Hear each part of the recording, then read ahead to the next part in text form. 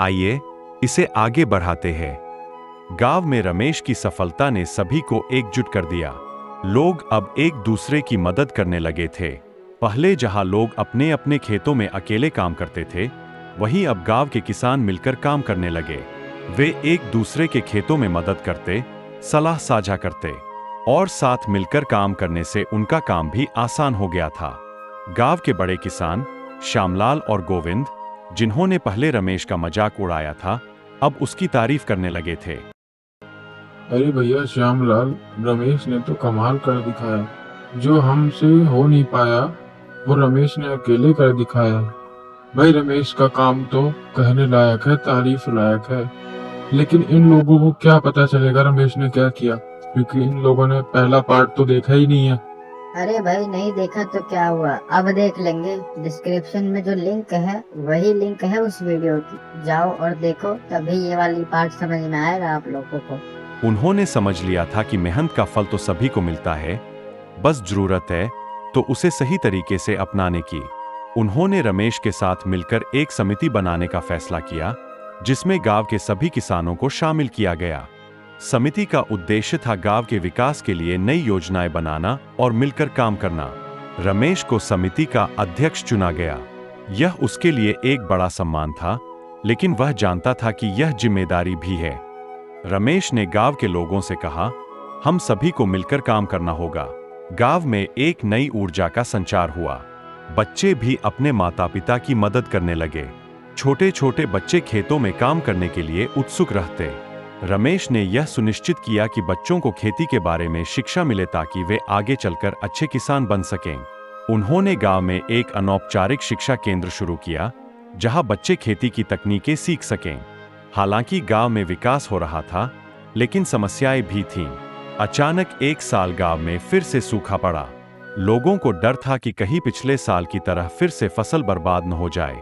गांव में सभी चिंतित थे। रमेश ने फिर से मोहन बाबा से सलाह ली। मोहन बाबा ने उसे समझाया, बेटा, प्राकृतिक आपदाओं से हम कुछ नहीं कर सकते, लेकिन हम अपनी मेहनत और सूझबूझ से उससे बच और निकल सकते हैं। रमेश ने अपनी सोच में बदलाव किया और गांव के सभी किसानों को एकत्र किया। उसने कहा, हमें इस बार नई रणनीति अपनानी होगी। हम सब मिलकर एक जल संचयन योजना बनाएंगे। अगर बारिश नहीं होती तो हमें अपने कुओं और नहरों का सही उपयोग करना होगा। गांव के किसानों ने मिलकर जल संचयन की योजना बनाई। उन्होंने मिट्टी के छोटे बांध बनाए, जिससे बारिश का पानी इकट्ठा किया जा सके। उन्होंने खेतों के चारों ओर छोटे तालाब बनाए ताकि सूखे के समय में पानी का भंडार हो सके। गांव के लोग अब मेहनत कर रहे थे, लेकिन सूखे की वजह से उनकी चिंताएं बढ़ती जा रही थीं। रमेश ने गांव में एक बैठक बुलाई। उसने सभी से कहा, हमें हार नहीं माननी है। अगर इस बार हमारी फसल कम हो भी गई तो हमें निराश नहीं होना चाहिए। हमें अगली फसल के लिए योजना बनानी होगी। बैठक में सभी किसानों ने भाग लिया। कुछ किसानों ने सुझाव दिए कि उन्हें शहर में जाकर फसल के लिए नए बाजारों की खोज करनी चाहिए। कुछ ने कहा कि उन्हें एक साथ मिलकर बुवाई करनी चाहिए, ताकि कोई भी किसान अकेला न पड़े। रमेश ने कहा, हम एक साथ मिलकर बुवाई करेंगे, लेकिन हमें इस बार अपने काम को साझा करना होगा। हम सब मिलकर सही समय पर बुवाई करेंगे और सभी की फसल एक साथ पकने लगेगी। इससे हमें बाजार में अच्छा मूल्य मिलेगा। कई महीनों के संघर्ष के बाद गांव में बारिश हुई। यह बारिश गांव के लिए एक आशा की किरण बनकर आई। किसानों ने अपने खेतों में फसल बोई। रमेश ने अपनी बुवाई के साथ साथ बाकी किसानों की मदद भी की। गांव के सभी किसान अब रमेश के नेतृत्व में काम कर रहे थे। कुछ समय बाद फसलें लहलहाने लगीं। जहां गांव में निराशा का माहौल था, वहीं अब खुशियों की लहर दौड़ गई। रमेश की मेहनत, गांव के लोगों की एकता और सही योजना ने उन्हें सफल बना दिया। फसल के समय गांव में एक उत्सव का माहौल था। सभी किसान अपने अपने खेतों से फसलें काटने आए। रमेश ने सभी किसानों के लिए एक बड़ा उत्सव आयोजित किया।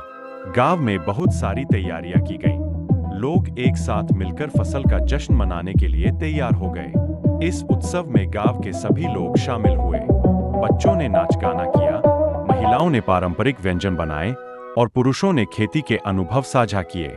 गांव के लोग एकजुट होकर अपनी मेहनत का फल मनाने लगे।